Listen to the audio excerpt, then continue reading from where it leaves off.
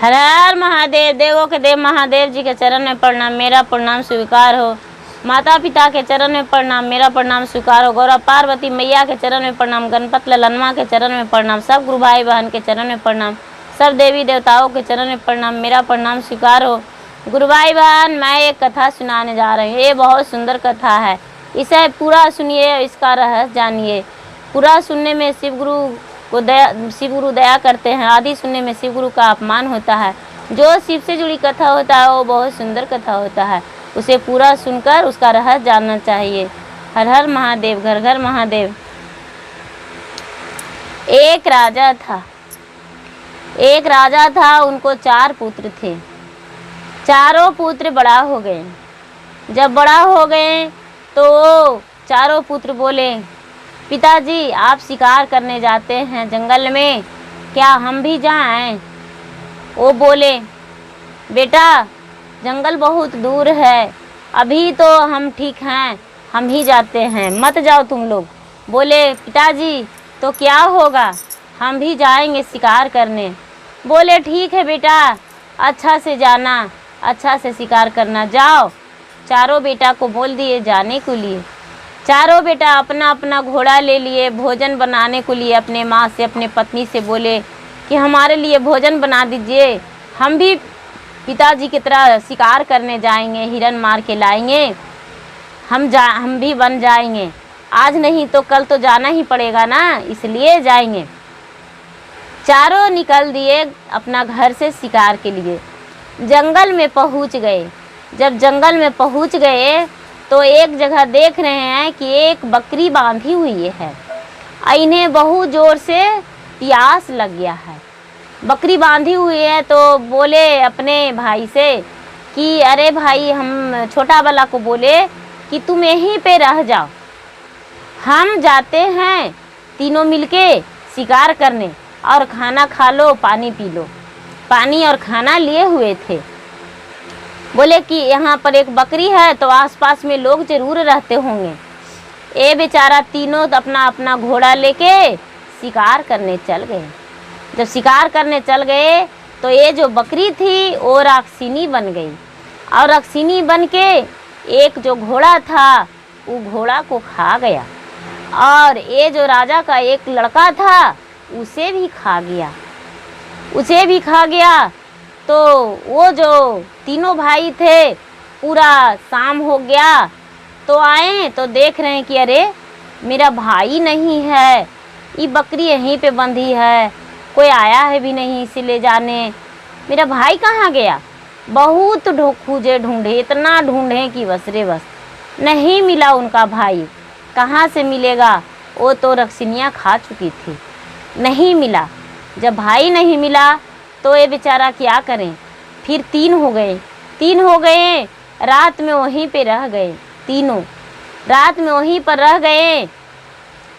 सुबह में हुआ फिर बोले एक भाई को कि अरे तुम यहाँ पर रहो, हम लोग 2 जाते हैं शिकार करने, वो पता नहीं घर गया है, कहाँ गया है, वो लगता है डर गया, जो भाग गया घर, तुम यहीं पे रहो, हम 2 मिलके जाते हैं शिकार करने।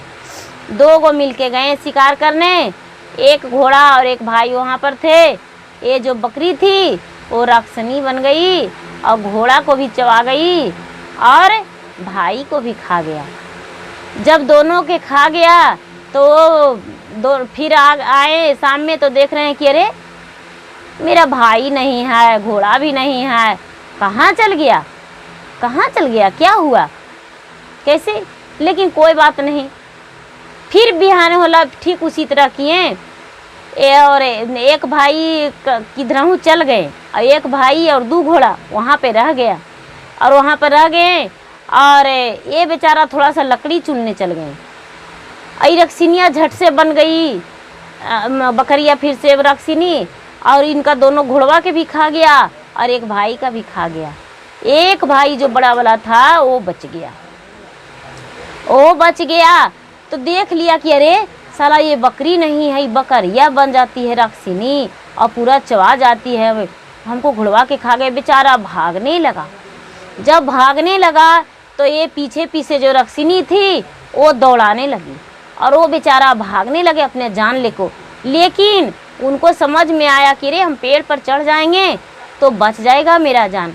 वो बेचारा पेड़ पर चढ़ गए, और जब पेड़ पर चढ़ गए तो ये सुंदर नारी बन के और नीचे बैठ गई, पूरा 16 श्रृंगार 32 गहना पूरा पहन के और बैठ गई, पूरा सुंदर साड़ी पहन के रूप बदल ली।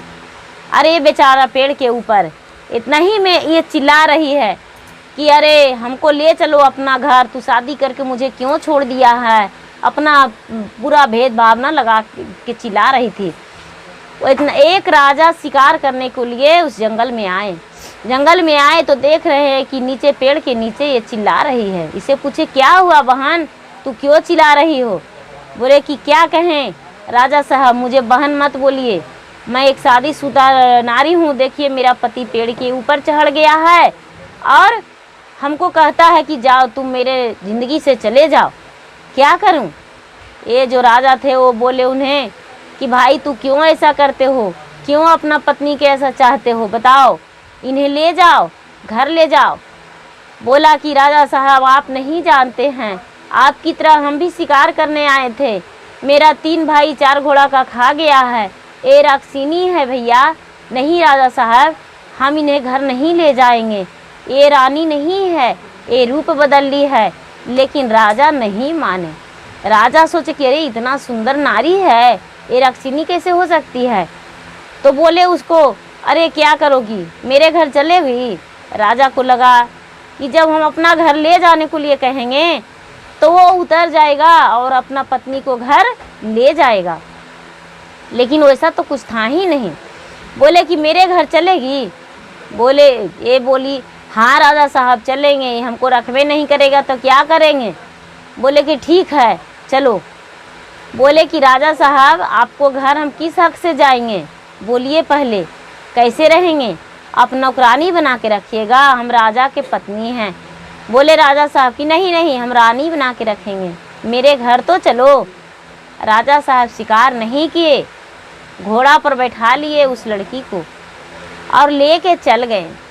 जब लेके चल गए तो देख रही है रक्षिनिया कि अरे बाप बहुत बड़ा मंदिर बना हुआ है, महल बना हुआ है।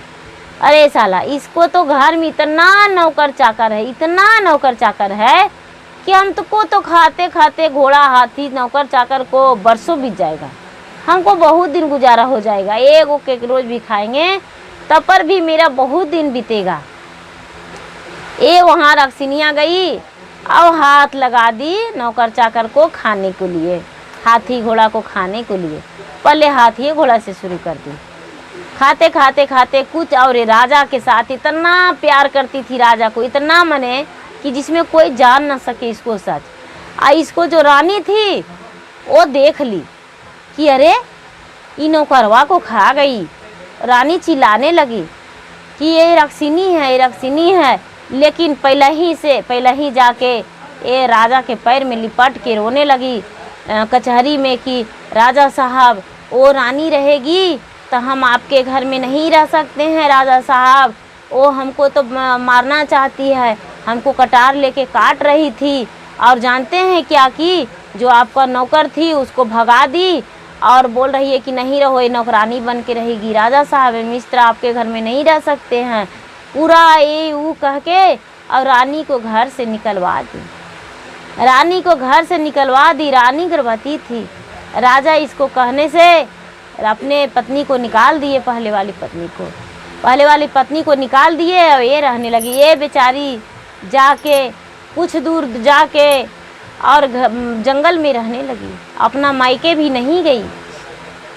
जंगल में लकड़ी उकड़ी तोड़ ताड़ के किसी तरह से एक झोपड़ी बनाई, बन के फल फूल खाने लगी और जंगल में रहने लगी। जब कुछ दिन हुआ तो इसका एक सुंदर पुत्र पैदा हुआ और ये अपने बच्चे को साथ में रहने लगी। बच्चा बड़ा हो गया तो बेचारी क्या की कि लकड़ी बेचारी धीरे धीरे तोड़ ताड़ के बेचने के लिए चल जाती थी, 2 पैसा उससे होता था और उसी से अपना परवरिश करने लगी।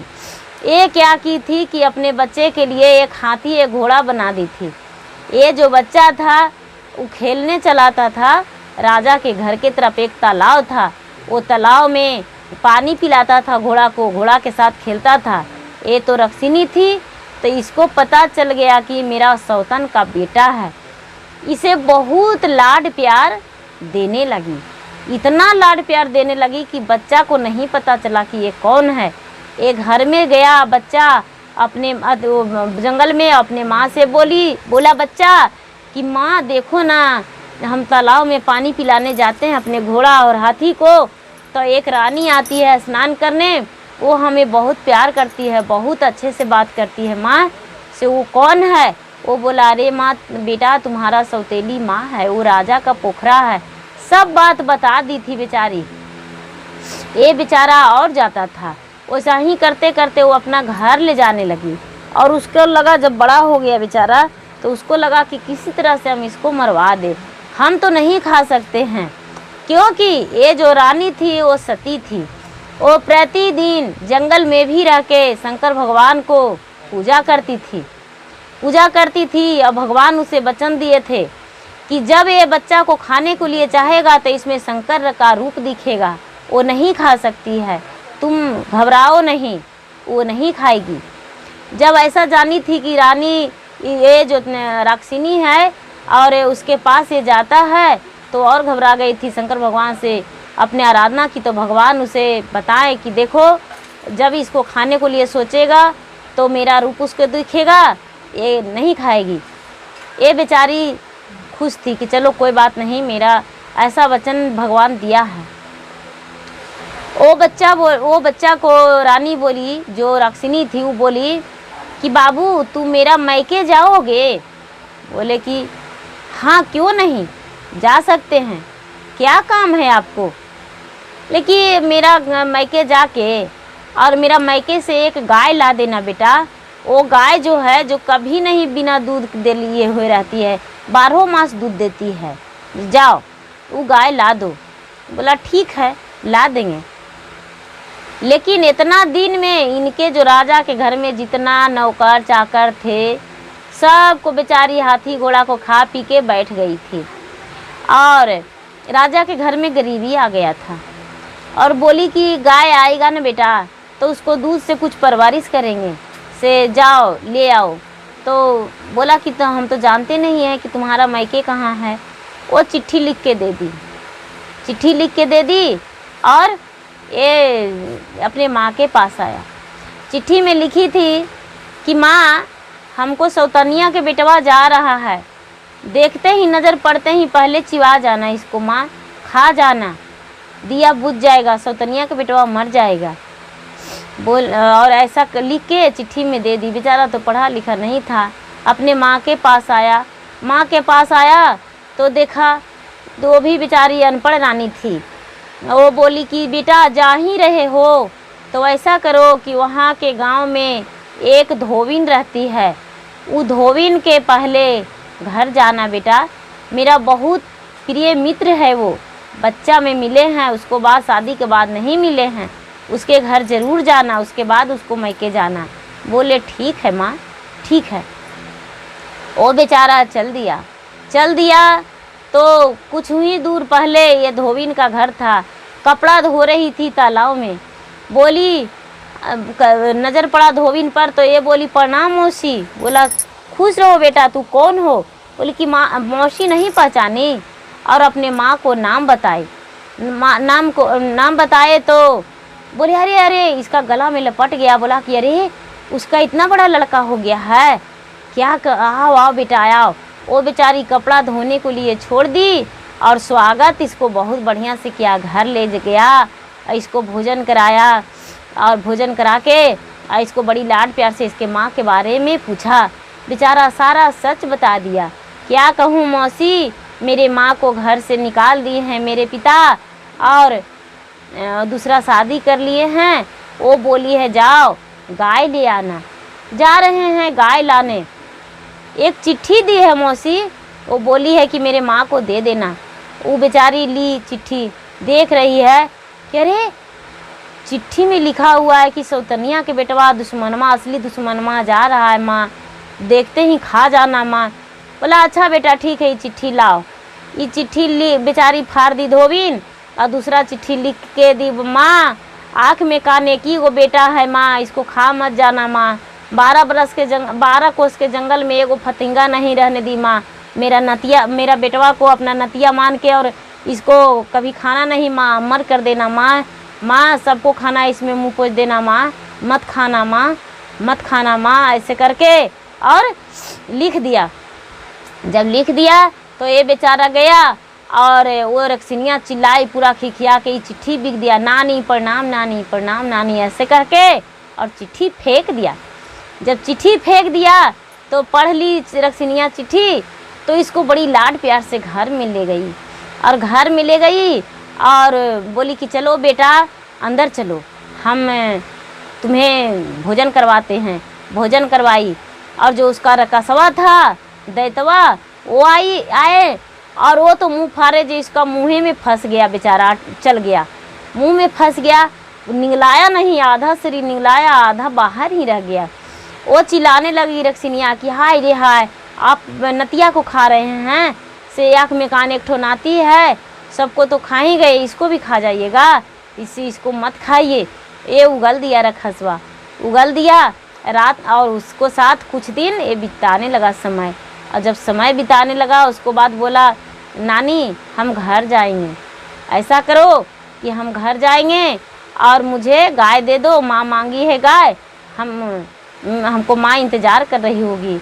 ये गाय दे दी, गाय दे दी, गाय लेके और ये चल दिए। तो शंकर भगवान की रचना, एक पेड़ में गाय को बांध दिए, गाय को बांध दिए और बेचारा दूध गारने लगा कि अरे हमको प्यास लग गया है, भूख लग गया है। एक पत्ता के चोंगा बनाया और चोंगा बना के उसमें दूध गारने लगा। दूध गारने लगा तो बेचारा पहले दूध गार के गिरा दिया और दूध गार के गिरा दिया और पीने लगा दूध, दूध पी के बच गया। दूध पी के बच गया से देख रहा है कि एक छोटा टीला है, वहाँ पे एक व्हील है, उसमें ले जाके गिरा दिया दूध को। और जब दूध को गिरा दिया तो उसमें से एक नाग और एक नागिन निकली, नाग और नागिन निकली दूध पीते हुए और बोले कि अमर रहो, कौन है जो मुझे दूध पिला रहा है, बोलो क्या चाहते हो, क्या मांगना चाहते हो। बोले कि कुछ नहीं, हम बस गाय लेके जा रहे थे, मेरा दूध बच गया और यही से हम यहाँ पर लाके गिरा दिए दूध को। कि कहाँ गिराएंगे, यहाँ पर देखें कि आप लोग का घर है तो उसमें हम गिरा दिए तो आपको मिल गया दूध। बोले नहीं, अब तुम्हें इसका परिणाम देना होगा। बोले कि क्या, मुझे डांस लीजिएगा। बोले नहीं, डांसेंगे नहीं। उसका नाक का एक लड़की थी, उससे अपना लड़की को शादी कर दिया। और जब शादी कर दिया तो अब बोला कि देखो बेटा, हम अपना बेटी से तुम्हारा शादी कर रहे हैं, जाओ इसे ले जाओ। और दहेज में एक अंगूठी दे दिए अपने बेटी उसका और बोले कि लो, इसका विधि यही जानती है, जाओ अपना तू चला जाओ। वो बेचारा गाय ले लिया और पत्नी को ले लिया और ठीक अपने सौतेली माँ के पास पहुँच गया। सौतेली माँ के पास पहुँच गया। राजा देखे, बोले अरे तू कौन हो और मेरे घर आए हो एक पत्नी लेके, एक लड़की को लेकर, कौन है।